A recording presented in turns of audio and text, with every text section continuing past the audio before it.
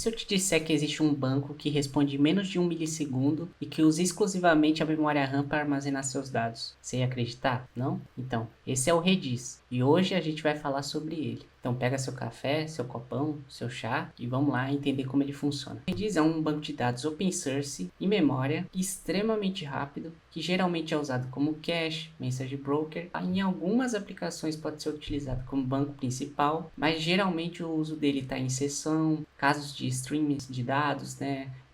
Broker de mensagem com PubSub, também tem questões que você pode fazer ranking por conta de algumas estruturas de dados dele que a gente vai ver mais para frente, principalmente utilizado como cache para agilizar aplicações web, aplicações em si, ele é muito útil e a gente vai destrinchar tudo isso aqui durante a aula, né? Ah, Felipe, então se eu instalar o Redis no meu servidor, ele vai consumir toda a memória. Sim, se você não setar o parâmetro Max Memory lá na configuração. Tá vendo? Já te ensinei uma coisa, hein? Max Memory. Bom, antes de passar pelas estruturas, pelos comandos, tudo, vamos entender um conceito básico que é essencial. Que no caso é falar como o Redis armazena as informações dentro da memória. Pelo menos o básico a gente precisa entender, beleza? Primeiro princípio. O dono da memória vai ser sempre o SO, ou seja, se instalou o Redis no seu servidor, ele não vai ser o dono da memória. Quem é o SO, ele é o chefe de todo mundo. Quem quiser memória vai pedir sempre para ele, beleza? Ficou claro isso? Bom, como eu falei do primeiro princípio, o dono da memória é o SO. Imagina se o Redis tiver que ficar pedindo memória toda hora ao SO. Será que o tempo de resposta dele seria tão rápido? E aí a resposta é não. O que acontece? Entre o Redis e o SO, existe uma biblioteca que chama JML. Essa biblioteca faz a gestão desses chunks, né? Ah, Felipe, o que é chunk? Bom, basicamente é o seguinte, o JML pede pequenos espaços de memória para o SO, beleza? Esses pedaços que ele pede se chamam chunks. E aí o que o JMalloc faz? Ele pega esses chunks, que são uns blocos de memória, e divide em pequenos pedacinhos. E aí vamos imaginar que, por exemplo, tem um blocão, ele dividiu em vários. Cada insert que você dá no Redis, ele coloca num pedacinho desse blocão, entendeu? E vai inserindo. Aí quando você deleta um pedacinho,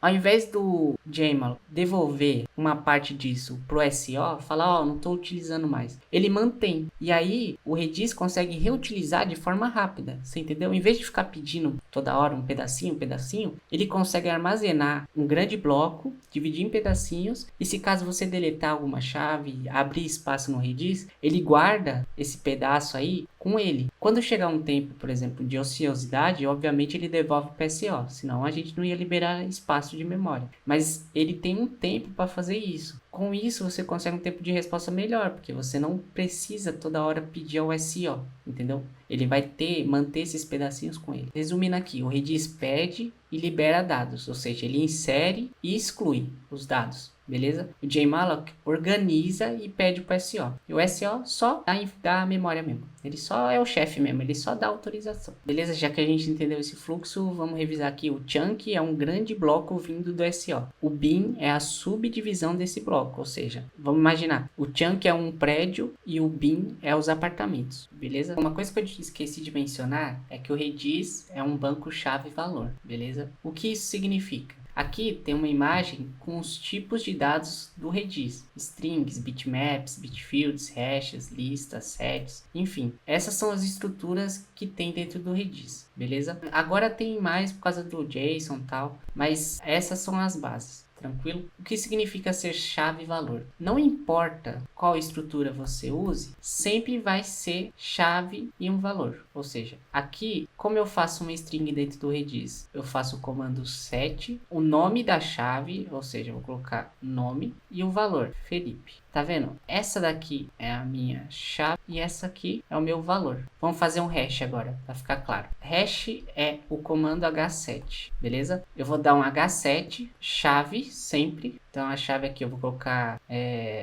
documento, do doc, perfeito. Essa é minha chave e aí eu coloco o valor dela. No caso, aqui vai ser nome Felipe. Porque essa estrutura é como se fosse um objeto, como se fosse um dicionário do Python, beleza? Então, ser chave e valor basicamente é todo o objeto que a gente vai inserir, tudo que a gente for fazer inserção dentro do Redis vai seguir por parâmetro Ou seja, a gente aqui é o parâmetro, né? É muito grande para escrever, não vou escrever não. O parâmetro que vai definir o tipo de dado que você vai setar na hora, seguido de chave, beleza? E o valor. Isso pro set, que é uma string. Agora pro hash vai seguir o parâmetro, o que a gente quer, que tipo de estrutura a gente quer, que é hash, que é string, sempre vai ser a primeira coisa que a gente vai setar na hora do comando. Depois vai vir a chave e aí vai seguir a estrutura do tipo de dado que você está usando, né? Mas é basicamente isso. Beleza? Essa é a sintaxe de inserção, que vai vir sempre de parâmetro, chave e valor. Aí que vem a grande sacada. A chave sempre vai ser o que a gente vai utilizar para recuperar o nosso valor, beleza? Então, depois que a gente inseriu o dado com o set aqui, a gente criou uma string, beleza? A gente vai recuperar. A gente recupera uma string com get, a gente vai recuperar só utilizando o nome da chave. Ou seja, se eu dar um get nome aqui, o resultado é igual Felipe. Entendeu? Então, a nossa chave é o item principal que a gente utiliza para resgatar os valores que a gente colocou dentro dela. Beleza? É isso. Não tem muito segredo. Chave-valor é isso. A chave é o nosso ID, basicamente. E o valor é o valor, né? Não tem o que falar. É o valor da chave. Bom, agora que a gente vai falar sobre umas coisas mais práticas, eu tenho uma dica aqui para vocês. Vai lá no site da Redis, que lá você consegue ter um cluster pequenininho, se não me engano é 30 MB, na nuvem de graça. Ou seja, você que não consegue ter um Redis local, no Docker, enfim, você consegue criar um de graça lá, tá? Aqui nesse caso. Eu, nessa aula aqui, eu tenho um Docker, então não vou utilizar o de graça. Mas vai lá no site da Redis que você consegue um de graça, não precisa colocar cartão, não precisa colocar nada. Só se inscreve lá tal e você consegue acessar ele por aqui também. Enfim, vamos focar no que interessa, beleza? Então vamos lá. Como eu disse, para a gente setar uma chave string, do tipo string, é set. Aí eu vou fazer igual o exemplo de lá de antes, né? Nome, Felipe, beleza? Vou dar um run aqui, deu um ok. Para mim resgatar o valor que eu quero, ou seja, o valor que eu coloquei dentro dessa chave, é get o nome da chave, que no caso é nome, né? Fui muito criativo. Ótimo. Voltou Felipe, igual a gente falou anteriormente. Uma coisa importante, todo comando no Redis é atômico. O que significa? Se eu dar um set, eu não escrevi não, set, nome, José, ele vai retornar ok. E aí se eu dar um get nome, get nome, de novo, ele volta José. Ou seja, o valor que estava lá foi substituído por José. Todo comando que eu dar no Redis é atômico, não importa. Você não tem update. O update é a própria inserção. E você inseriu com o mesmo nome da chave, vai substituir o que tem. Resumindo aqui. Para cada tipo de dado dentro do Redis, existe um parâmetro para inserir e um para resgatar. A gente viu que das strings, o set é para inserir o dado e o get é para resgatar. Get nome, Felipe, isso aqui para inserir, isso aqui para resgatar, beleza? E vai funcionar essa sintaxe para todos os tipos de dados, ou seja, eu tenho listas aqui, o tipo de parâmetro de listas é lpush. Para strings é xadd. Mas para cada um desse aqui, para cada um que existe, é um tipo de parâmetro específico. Beleza? Não tem como a gente inserir uma lista usando set. É impossível. Se você conseguir, você me avisa. Bom, a gente já passou por alguns princípios básicos, né? Eu vou passar o último aqui, que é o conceito de ser single thread. O Redis Open Source é single thread, ou seja, ele só executa um comando por vez. Para você ter noção, por que existe lock na tabela do SQL? Porque ele consegue executar vários comandos simultaneamente. Ou seja, se eu mando 2 comandos que mexe com o mesmo dado, ele dá aquele lock, né, que todo mundo conhece. Já no Redis não existe o lock, porque ele só executa um por vez, então não tem concorrência de dados, não tem como dar lock. Ele só vai executar um por vez. Porque é importante saber que é single thread? Performance. Se o Redis tem potencial de fazer quests em milissegundos, né, de executar,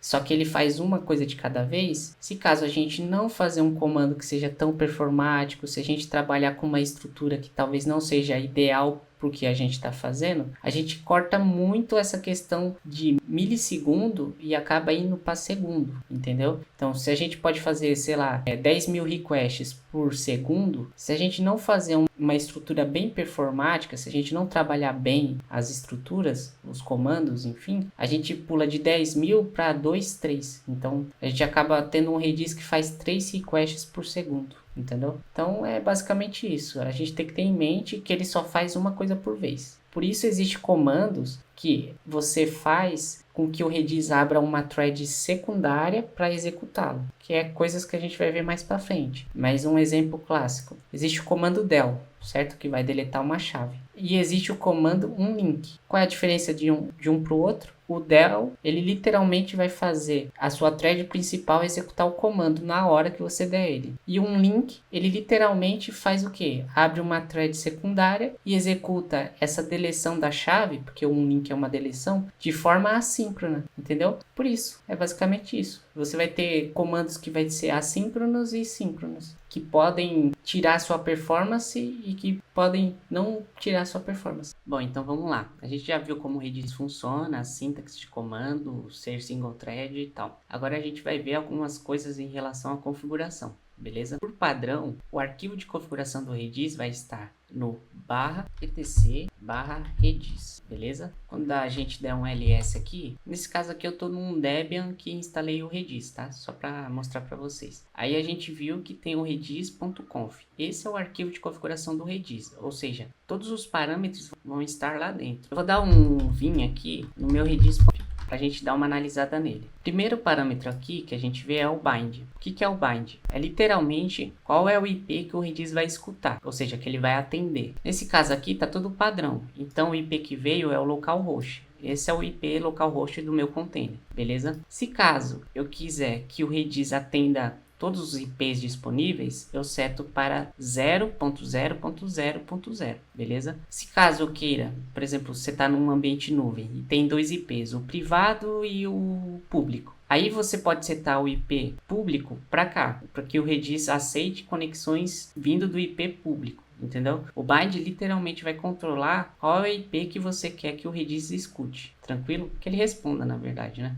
Quando a gente seta para 0.0.0, eu salvo o arquivo aqui, a gente pode ver que agora, ó, o meu Redis, ele tá rodando como localhost, tá vendo? Tá atendendo localhost. Aí eu vou entrar no Redis CLI, vou dar um shutdown aqui e vou startar de novo, certo? Vou dar um clear aqui. E se eu dar o mesmo comando, grep redis, ele já mudou o bind, ó. Agora ele tá atendendo todos os IPs que eu tenho no meu container, né? Então, tanto os IPs localhost, ele vai atender, quanto o IP externo do meu container, por exemplo. Então, o bind que vai controlar essa questão de qual IP que o seu Redis vai estar, beleza? Se eu dar um Redis CLI aqui, ó, ele ainda continua respondendo o localhost aqui dentro, tá vendo? Mas eu posso usar também, consultar o Redis por outro IP. Esse é o bind. Beleza, o outro parâmetro que a gente vê logo de início é o protect mode, que basicamente faz com que ele só aceite conexões locais, não aceite conexões externas. Então, se tiver yes, você não vai aceitar conexões externas, somente daquela máquina. Eu coloco não, porque se eu quiser acessar, por exemplo, de fora do meu container, de uma aplicação, de algo assim, eu com o yes setado, ele não vai deixar, porque não aceita conexões externas, tá? Por padrão vem yes, eu coloco no, porque eu quero acessar ele de forma externa, beleza? O outro é o port, que é basicamente a porta que o Redis também vai atender. Então, o padrão sempre vai ser 6379, a porta padrão do Redis é 6379. Eu vou explicar só os básicos, tá? Existe muito parâmetro. Vai lá no site da Redis que você vai conseguir ver a documentação certinha sobre outros. Aqui a gente vai passar só pelos básicos. O outro parâmetro também é o PID file, né? Que é basicamente o PID do Redis. Ele se encontra aqui. Esse é o path da pasta, beleza? Caso a gente quiser mudar o nível de granularidade do log do Redis, é nesse parâmetro aqui, ó. O meu tá padrão. Então tem debug. Cada nível de log que você colocar vai dar um detalhe melhor sobre os erros, sobre as informações, beleza? O padrão sempre vai ser esse aqui, tranquilo? Aí se caso você estiver fazendo analisando algum erro, alguma coisa assim, queira mudar o log, vai ser nesse parâmetro aqui, ó, log level. Aí aqui no próprio arquivo de configuração tem explicando o que cada level de log faz, beleza? O debug é o que dá mais informações, beleza? Aí tem o arquivo de log em si, o path dele, vai ser aqui var log redis server.log. Então, por padrão, sempre vai estar aqui, tá? Nesse path, beleza? Próximo aqui é o databases. O Redis, por padrão, tem 16. Tá? Mas não quer dizer que você precise usar as 16. Normalmente, muito normalmente, tá? É muito raro você ver usando mais de um database. Normalmente você só usa o 0, que é o padrão. Tá? A gente vai ver quando for fazer os comandos sobre os databases em si. Mas aqui é a quantidade de databases que no caso o meu Redis que está instalado pode ter. Pode ter até 16 databases. Lembrando que cada database não vai se comunicar com o outro, ou seja, as chaves que tiver em um database, quando você entrar nele, você vai conseguir ver só as chaves dele. Aí você tem que precisar entrar no outro para conseguir ver as chaves do outro. Ou seja, eles não compartilham informações. Beleza? É mais difícil para administrar mais de um database. Tenha em mente nisso. E esse aqui é o diretório onde vai ficar o arquivo físico de disco das suas chaves, né? Das suas informações. Ah, mas o Redis é um banco de memória. Sim, mas às vezes tem projetos que você precisa persistir os dados que existem na memória. Ou seja, quando o Redis reiniciar, por padrão, sem nenhum backup ativo, ele vai voltar vazio. Então, se você não quer que ele volte vazio, você tem que ativar algum tipo de persistência. No Redis existe dois. O RDB, ele é um snapshot, ou seja, ele vai tirar uma foto dos seus dados. E quando o Redis reiniciar, ele volta essa foto, ou seja, volta todos os seus dados. Esse aqui é o diretório onde vai ficar o arquivo do backup. Beleza? Por padrão é esse aqui. Bom, um outro parâmetro aqui, bem importante, é a senha do usuário padrão do Redis, tá? O default. Então, esse parâmetro aqui que ele PES é que vai definir a senha do seu usuário padrão do Redis, beleza? Nesse caso aqui está comentado, ou seja, o meu Redis está sem senha. O usuário padrão não tem senha. Na hora que eu habilitar, o Redis vai começar a pedir senha para o usuário padrão. Então, toda vez que você for conectar, ele vai pedir a senha que você setar aqui, tá? O nome do parâmetro é required pass, tranquilo? Bom, o outro parâmetro aqui é o max memory, que foi o que eu falei no início, né? Que é basicamente vai definir a quantidade de memória que o nosso Redis pode utilizar, beleza? Pode ser em megas, pode ser em bytes, depende aí o que você quer definir.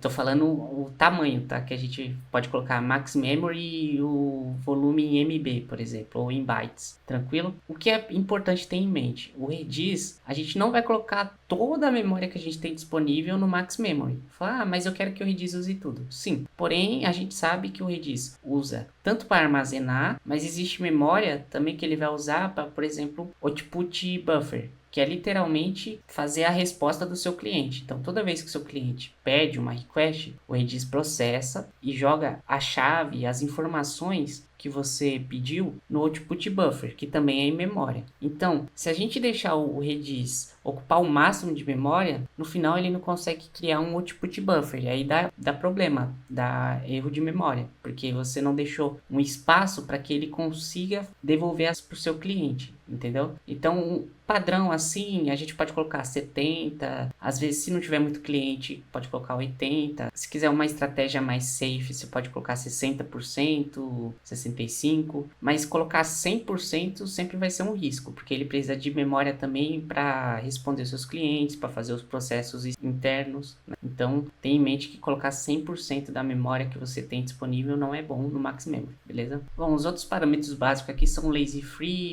todo parâmetro que tiver lazy free, entenda que o Redis vai abrir uma thread secundária para executar o comando, tá? Lembra que a gente falou que existe comandos assíncronos e sim? Caso você não tenha certeza se seu usuário, no caso a aplicação lá, vai utilizar os comandos síncronos e assíncronos de forma correta, você pode setar aqui, por exemplo, ó, tem o lazy free user del. O que eu posso fazer? Se eu setar yes aqui, lembra que a gente falou que o del é síncrono? Quando eu setar yes aqui, o del vai ficar como um assíncrono, exatamente como um link, beleza? Os parâmetros lazy free servem para isso, para que a gente abra uma thread secundária nesses comandos aqui que tem, para que ele executa em segundo plano, beleza? Bom, um outro parâmetro aqui é o append only. Lembra que eu falei que tem formas de persistência? A gente já viu o RDB, que é um snapshot. O outro é o append only, que é o AOF. O AOF ao invés de ser um snapshot, ele é um arquivo de log, basicamente isso. Então, o RDB vai tirar foto dos seus dados e o AOF, ele vai gravar os inserts que você fez. E aí, quando o Redis restartar, ele vai voltar esse arquivo de log e vai refazer seus inserts, beleza? É isso. As duas formas de persistência do Redis é snapshot e logfile. A gente pode ativar as duas ao mesmo tempo ou uma de cada.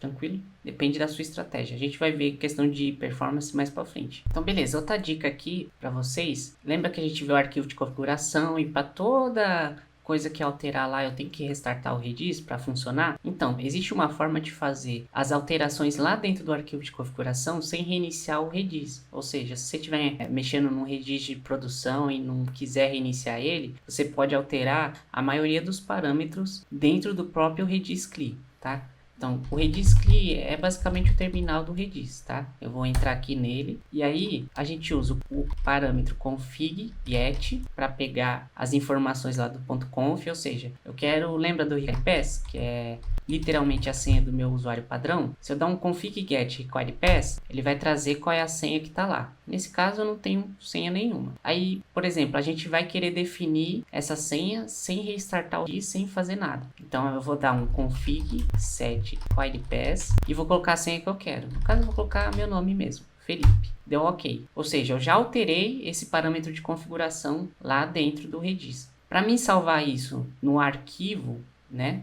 Eu preciso dar um config rewrite e ok, fiz o Redis, né, alterar o parâmetro de senhas sem restartar, e com config rewrite eu salvei o que eu fiz dentro do arquivo de configuração. Aqui eu preciso sair porque basicamente ele não está pedindo senha por causa da minha sessão que está logada. Então se eu sair aqui, ó, dar um exit e vir de novo com o Redis CLI, na hora que eu fazer qualquer coisa, ele vai pedir senha. Tá vendo? Esse aqui é o erro de senha. Sem precisar reiniciar, sem precisar fazer nada no arquivo de configuração, dentro do próprio Redis, a gente pode alterar alguns parâmetros de configuração. A maioria deles é bind, por exemplo, que mexe com IP. Tudo que vai mexer com rede, basicamente, você não consegue alterar sem restartar o Redis, tá? Bind, port, essas coisas. Mas o resto, a maioria dos parâmetros, você consegue fazer sim dentro do próprio Redis, sem precisar restartar ele, beleza? Essa foi a dica aí. E então, para esse primeiro vídeo, para essa primeira parte, eu vou ficar por aqui. No próximo vídeo eu vou trazer os comandos, vou trazer outras informações mais avançadas sobre configuração, e aí a gente vai destrinchando aos poucos, beleza? Mas é isso, galera. Espero que tenham gostado. Até o próximo vídeo.